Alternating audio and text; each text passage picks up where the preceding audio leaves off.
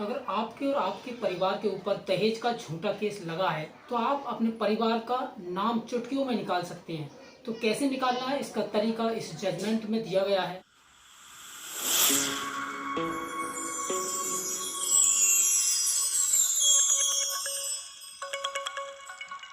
साथियों नमस्कार, मैं एडवोकेट सोनू सिंह। स्वागत है हमारे चैनल धाराओं के ज्ञान में।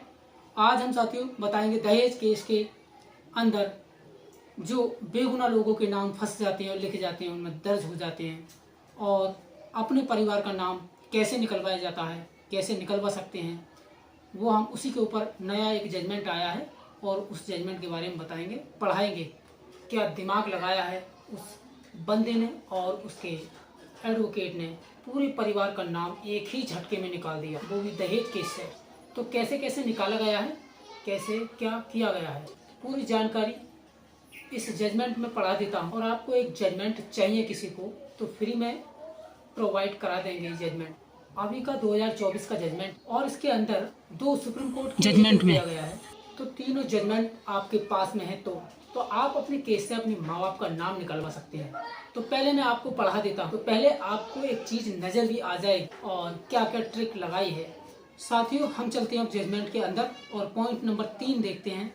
आधिकारिक प्रतिवादी ने ये कहते हुए प्रतिक्रिया दायर की 8/8/2030। प्रतिवादी संख्या 2 शिकायतकर्ता ने एक आवेदन प्रस्तुत किया। 7 आरोपियों के खिलाफ एक बात पर प्रभाव डाला कि उसकी शादी संपन्न हुई थी। याचिकाकर्ता नंबर 3, चूंकि ये प्रतिवादी संख्या के बीच प्रेम विवाह।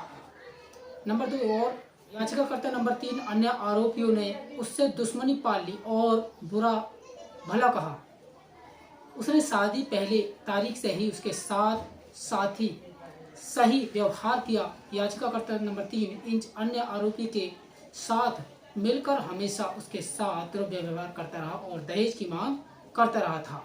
साथियों 482 के तहत देखते हैं कि चौथे पॉइंट पर आ जाते हैं। सेवा के बावजूद प्रतिवादी संख्या 2 ने उपस्थित होने का विकल्प नहीं चुना। नंबर 5 याचिकाकर्ता के विद्वान वकील श्री शफीक चौधरी ने तर्क दिया कि प्रतिवादी क्रमांक संख्या द्वारा झूठी एक तुच्छ एफआईआर दर्ज कराई गई है। परिवार के सभी सदस्य और यहाँ तक कि याचिकाकर्ता 6-7 को भी फंसाकर जो अन्य याचिकाकर्ता को बहुत दूर रह रहे हैं। इसके अलावा याचिकाकर्ता नंबर 4 और 5 को इनके कैरियर को बर्बाद करने के लिए अनावश्यक रूप से आरोपी बनाया गया है। श्री चौधरी ने जोरदार तर्क दिया कि प्रथम दृष्टया कोई अपराध नहीं बनता। याचिकाकर्ता संख्या नंबर 1 और 2 के खिलाफ 6 उसके विपरीत श्री भानु जसरोटिया ने सीखा कि ये प्रस्तुत किया कि जांच अधिकारी ने याचिकाकर्ता नंबर 1 के खिलाफ अपराध साबित कर दिया। नंबर 4 CRMM संख्या 679/2023 3 शिकायतकर्ता और गवाहों के बयान दर्ज करने के बाद जैसा ऐसे में को रद्द नहीं किया जा सकता। नंबर 7 अभ्य पक्ष के विद्वान वकील को सुना और अभिलेख का अवलोकन किया। केस डायरी सहित 8 रिकॉर्ड दर्शाता है कि प्रतिवादी क्रमांक 2 ने लिखित प्रस्तुत किया। राजौरी के वरिष्ठ पुलिस अधीक्षक को आवेदन जो बदले में इसे SHO पुलिस स्टेशन महिला सेल राजौरी को भेज दिया गया। साथियों यहाँ तक कि आपको अगर जानकारी अच्छी लगी तो लाइक करना, शेयर करना एंड सब्सक्राइब जरूर करना। साथियों आ जाते हैं हम पॉइंट नंबर 11। निर्देश कुमार बनाम बिहार राज्य 2014। 8 SCC 273 भारत के माननीय सर्वोच्च न्यायालय ने निम्नानुसार टिप्पणी की है कि 4 वैवाहिक संबंधों में आशातीत वृद्धि हुई। हाल के वर्षों में विवाह संस्था इस देश में बहुत सम्मान किया जाता है। धारा 498 AF IPC का मुकाबला करने के लिए घोषित उद्देश्य के साथ पेश किया गया था। धारा 498 AIPC एक संज्ञेय और गैर जमानती अपराध है। ये प्रावधानों के बीच गौरव का एक विधिगत स्थान है जिसका उपयोग ढंग के बजाय हथियार के रूप में किया जाता है। साथियों अब केस नंबर 12 पे आ जाते हैं कि सुब्बाराव बनाम तेलंगाना राज्य 2018-14। द माननीय सर्वोच्च न्यायालय ने निम्नानुसार व्यवस्था दी आपराधिक कार्यवाही। सर्वोच्च न्यायालय ने निम्नानुसार व्यवस्था दी है कि आपराधिक कार्यवाही पर आमतौर पर हमारे द्वारा रोक नहीं लगाई जाती। बातचीत के चरण में जब तक कि इसका दुरुपयोग न हो, एक अदालत की प्रक्रिया, साथ ही यह न्यायालय ऐसा नहीं करता।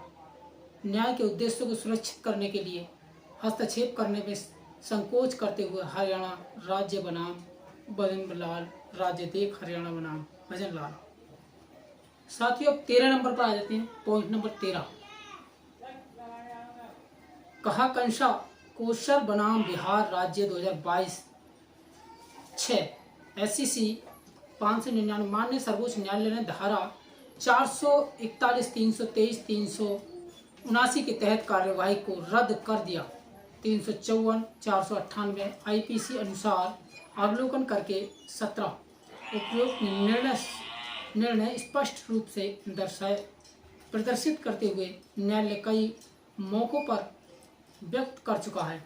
धारा 498 IPC के दुरुपयोग पर चिंता, रिश्तेदारों को फंसाने की प्रवृत्ति, वैवाहिक विवादों में पति बिना विश्लेषण किए शिकायतकर्ता पर मुकदमे का दीर्घकालिक प्रभाव, साथ ही आरोपी में भी उक्त से और भी स्पष्ट होता है। ऐसे निर्णय जो सामान्य तरीके से गलत निहितार्थ देते हुए इस दौरान सर्वव्यापी आरोपी लगाए गए।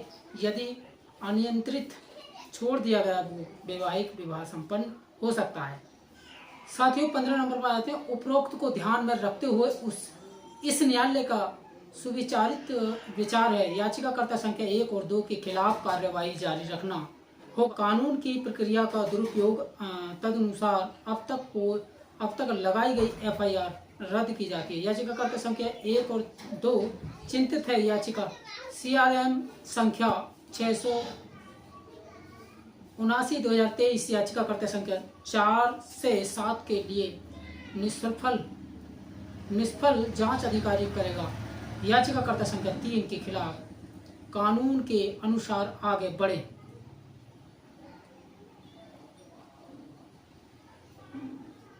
साथियों ये जजमेंट आया है वो 31/5/2024 अभी का ही हाल फिलहाल का ही जजमेंट है ये।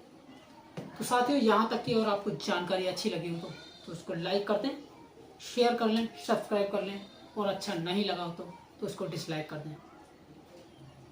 साथियों आज कुछ लाइट कुछ कम है हमारे स्टूडियो में और इसी वजह से थोड़ा अंधेरा सा चमक रहा है, चमक नहीं आएगी वीडियो पर। तो साथियों अगर किसी का नाम बेवजह दहेज के केस में फंसा है या किसी रिश्तेदार का नाम फंसा है या परिवार का नाम मुकदमे में दर्ज है और वो परिवार बाहर रहता है तो वो इसी तरह से निकलवा सकते हैं नाम अपना, क्योंकि वो अपराधी नहीं बना सकता, वो अपराधी नहीं हो सकता जो कि जहाँ की मुकदमा हुआ है और वो अपने परिवार से अलग रहते हों, दूर रहते हों, तो उन पर कोई मुकदमा नहीं होगा। अगर मुकदमे में नाम आ भी जाता है तो वो निकल जाएगा। ये जजमेंट दिखा देना, इस जजमेंट के अनुसार निकल जाए। अगर किसी को साथियों जजमेंट चाहिए तो मैं जजमेंट दे सकता हूँ, वो भी फ्री में प्रोवाइड करा दूंगा। डिस्क्रिप्शन में नंबर मिल जाएगा, व्हाट्सएप नंबर, उस पर हमसे चैटिंग कर सकते हैं और हम उस पर भेज देंगे आपको। तो साथियों आज के लिए इतने काफ़ी है, फिर मिलते हैं नेक्स्ट वीडियो पर। तो थैंक यू माय डियर, तब तक के लिए जय हिंद।